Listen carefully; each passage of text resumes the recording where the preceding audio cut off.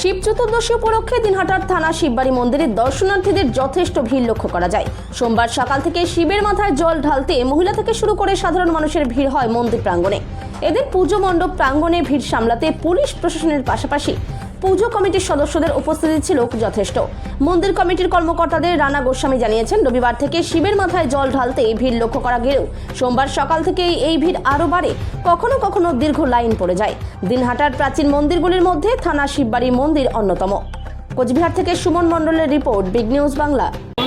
আজকে একটা মহা আনন্দের দিন, মহাশিবরাত্রি উপলক্ষে।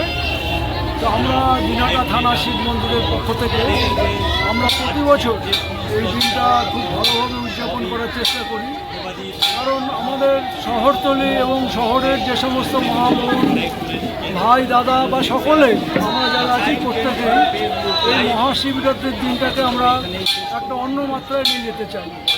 এখানে আমরা দেখেছি যে একটা সম্প্রীতির ব্যাপার, এখানে সব ধরনের মানুষ এখানে আসেন, প্রসাদ নিতে আসেন, কেউ পুজো দিতে আসেন, কেউ বাইরে থেকে আরাধনা করতে আসেন।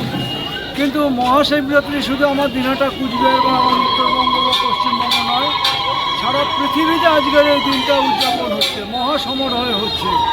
এবং শিবরাত্রি যেহেতু বলা আছে, সেই জন্য কথিত আছে ভগবান শিব আজকে সারা রাত্রি কালকে থেকে রাত্রি জেগেছেন এবং কাউকে যারা উপোস করেছেন তাদেরকে ঘুমোতে দেননি, সেই জন্য 4 প্রহরে অনেকে জল দিয়েছে।